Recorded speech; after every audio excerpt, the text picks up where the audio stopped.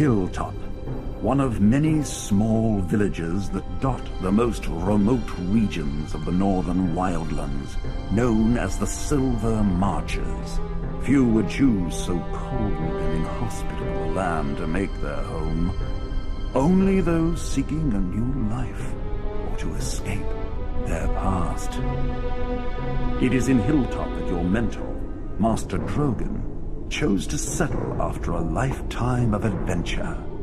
Here, he would pass on his knowledge to you, and a select few others with promise.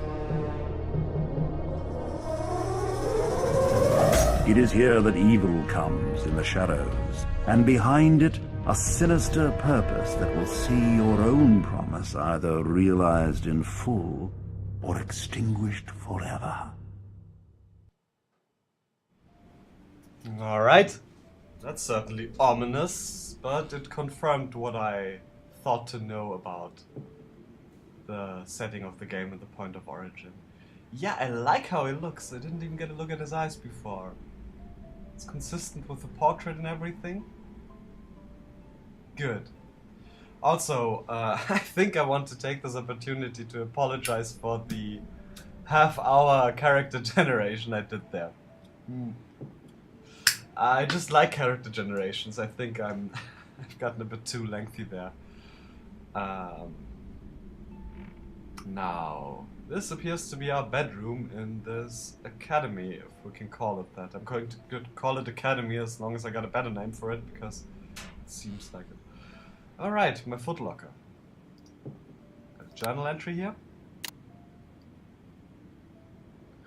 I'm going to read that out loud. Goofuth is one of the select few students to Master Drogan, a famous dwarven adventurer who has retired to the remote village of Hilltop in the region of Faerun known as the Silver Marches, to live out the remainder of his years in relative quiet as he passes on his knowledge to the next generation.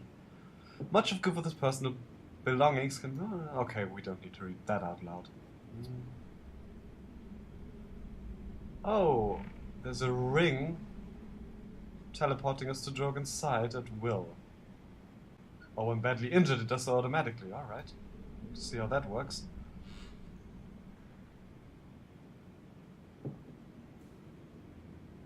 Okay. Focus crystals. Which are obviously required for that. So apparently Goofuth has been the first one to join Drogan here. Probably stumbling upon that village by accident. That's interesting. And apparently Mistra, a deity whose name I heard but don't know what her domains are, is Drogan's deity. Alright. Something I wanted to show you real quick so we're all on the same page here. I'm playing this on D&D Hardcore rules, which is basically the core rules with, I think, enemies... Well, there's all the combat possibilities with all the, like, sleep effects functioning normally. And... yeah, everything functional normally. I think the only thing... yeah, attacks of opportunity. I like when they're actually in the game because that's important. That's part of the rule setting. And the only thing very difficult would do, I think, is that the monsters do more damage. Yeah, NPCs do 200% damage.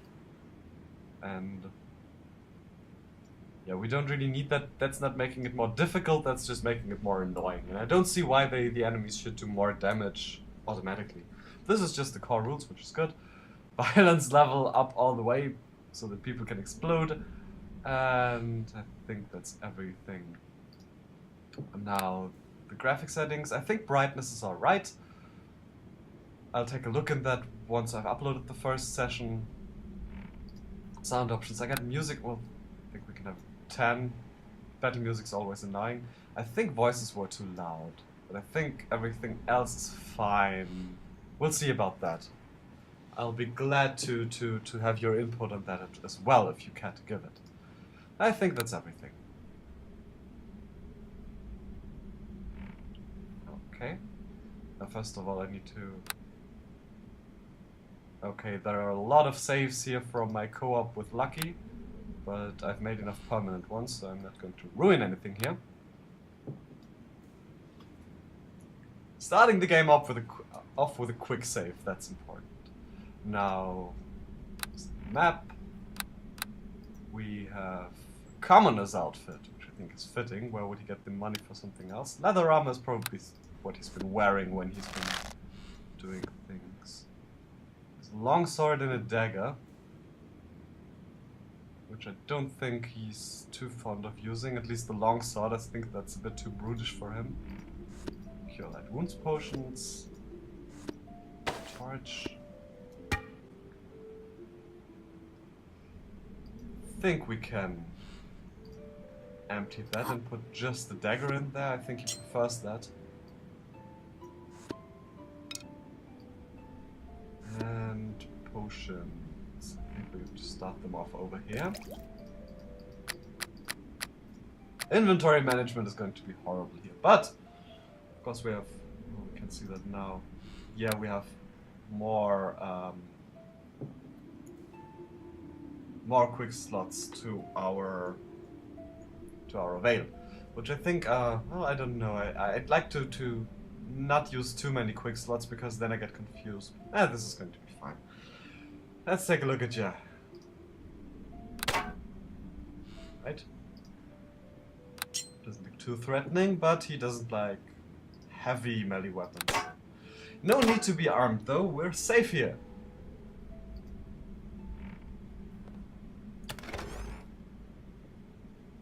I think actually, I don't know how much music there is supposed to be at this point, but I can barely hear anything.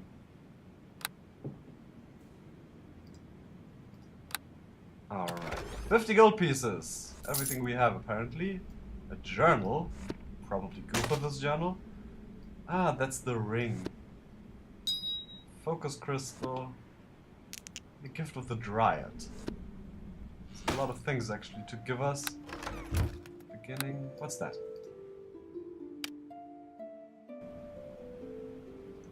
Oh, that seems to be specific for a ranger.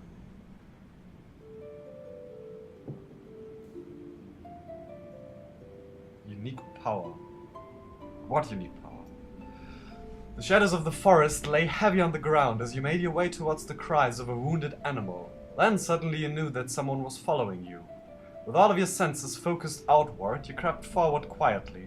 The most minute movement from behind a bush drew your attention, and you sprang lightly over top to land on a beautiful forest dryad.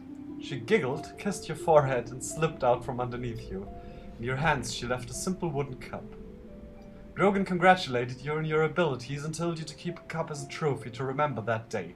Placing the cup to your lips creates a small amount of dried wine, which heightens the senses, increasing your spot skill. The ability is only usable once per day. That's going to be helpful, I think. Although I'd have to remember to actually use it.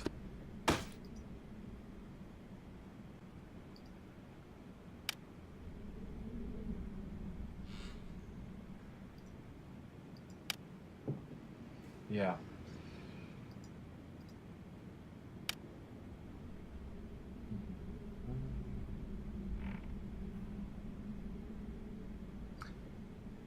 Oh, okay. So this crystal powers that ring. The ring is one of many forged by Drogan Droganson. Drogan retired after a long life of adventure and took to training young would-be adventurers how not to get killed. He gave each of them a ring that would teleport them back to him if they found themselves in mortal peril. To power this ring, the user must possess a focus crystal. The focus crystal is consumed during the teleportation. Well, I guess we're going to put it on if only as a symbol of belonging here.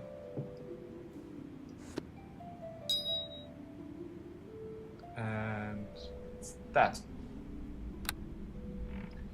Is there anything? We don't have any spells yet, of course. At least I don't think so. 3rd edition starts them off with spells, I think. At 4th level or something like that? Yeah. But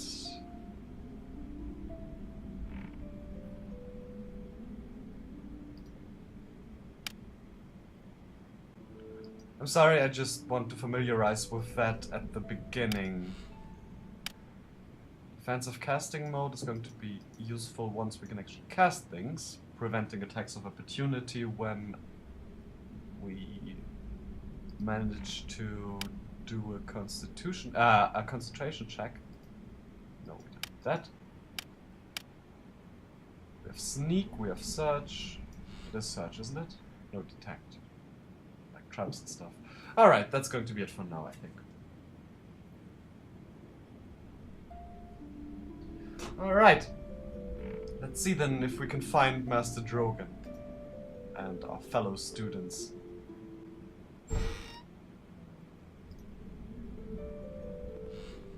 Oh! Aha! You're here. Tell me, surely you have heard how our dear Misha fared in her last test. No, he hasn't heard. Assuming that those are two of the fellow students. Xanos Mesarmos. Xanos is a poor-tempered, arrogant, but fairly intelligent half-orc. He loves to speak of how much smarter he was than most of his family and has little tolerance for the slow of mind or weak of will. He claims not to care what others think of him, yet spends a lot of time making sure others notice intelligence and power. Kinda looks like an evil character. If you see things as simply as good and evil. Which I think Goofuth has no problem with. I doubt he cares for good or evil. I think somebody like this, if this description can be believed, he'd be somebody who annoys him greatly. Just because it appears to be really tedious. Who's she? Misha Waymeet, which he's talking about, apparently. This bright-eyed young woman gazes out on the world with an earnest and cheerful expression, despite the ready sword at her side. An elaborate pendant, the holy symbol of Mistra, hangs around her neck, and the aura of grace and gentle power that surrounds her unmistakably marks her as a paladin. Unusual though it is to find one of the holy warriors in the service of the goddess of magic. Indeed. I doubt he understands paladins, I think they confuse him. I have had enough of your jibe, Xanos. You would have done no better. On the contrary, dear lady, I tend to do exactly what Master Drogon asks me to do. If he says to rescue the goblin child, then I rescue the goblin child. It is not so difficult. I somehow doubt Master Drogon would ask you to rescue anything that he didn't expect you to rob first. Alright, here's another one. I didn't even see her.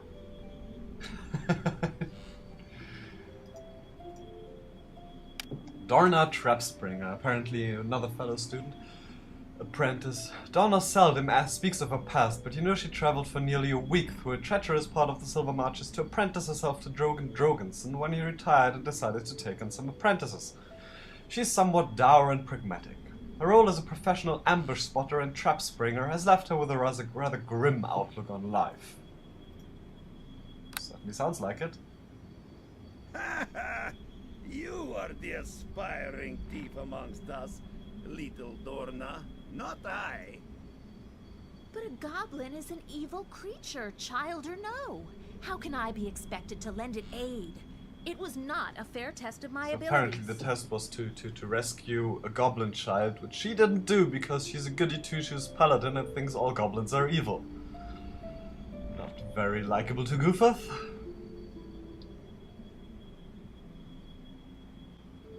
Yeah, I think calling attention on the hypocrisy of paladins. You're not a paladin, Goofuth. I would not expect you to understand.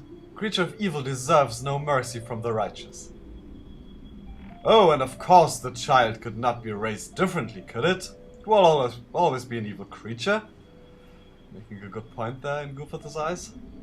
This is not about you, Xanos, and besides, you have human blood within to redeem you from your accursed heritage. Oh. That's not a good path you're on there, lady.